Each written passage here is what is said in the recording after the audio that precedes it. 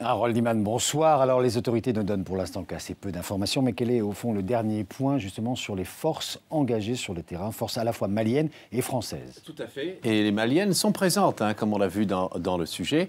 Et vous allez voir que l'opération Serval, c'est le nom français, je ne sais pas s'il y a un nom malien, mais on ne le voit pas pour l'instant, a pour but de stopper l'ennemi. C'est tout simple, stopper son avancée. Son avancée ne devait pas dépasser la différence entre ces deux couleurs. Ça, c'était la zone où il se trouvait. Bon, maintenant, ça a évolué. On est beaucoup plus dans le repoussé. Alors, on a maintenant 2000 Français. Et ça augmente de jour en jour. On verra bientôt 2200 et ainsi de suite.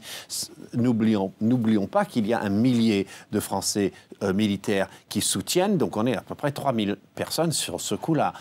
Nous avons des unités maliennes donc, qui se réveillent peu à peu et qui passent à l'action. Et nous avons, outre notre aviation française de combat, et de transport, nous avons l'aviation de nos partenaires, les Canadiens, les Danois, les Anglais. Alors là, nous allons voir les combats en cours très exactement. Maintenant, la grande bataille sera Diabali, car Konna est définitivement revenu entre les mains franco-maliennes. Mais voyez, il y a à cette taille de guêpe un secteur est et un secteur ouest. Alors l'est, on a à peu près arrangé la chose, mais le secteur ouest, eh bien, c'est là où on se bat. Et la France, elle est à Marcala, c'est sa citadelle.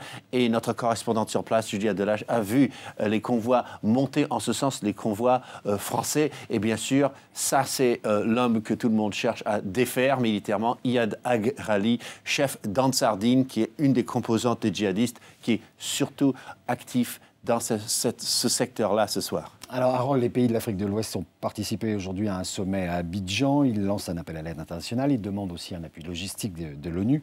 Est-ce que cela préfigure l'intervention justement de soldats africains de cette région dans ce conflit ?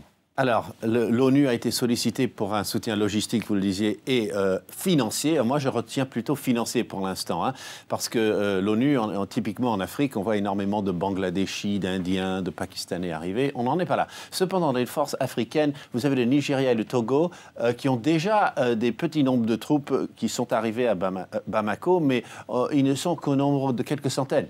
Donc, ce n'est pas avec ça qu'on va inverser la tendance. Cependant, les promesses d'engagement de troupes se multiplient de tous les pays de l'Afrique de l'Ouest et on est un total projeté de 5500 Africains. Alors, leur mission a changé au fil des jours et maintenant, ils sont clairement là pour soutenir les Français et peut-être les suppléer. On n'est plus dans une configuration de formation de l'armée malienne qui serait totalement absurde en pleine guerre active et chaude comme c'est le cas aujourd'hui. Harold Iman, merci. On le rappelait à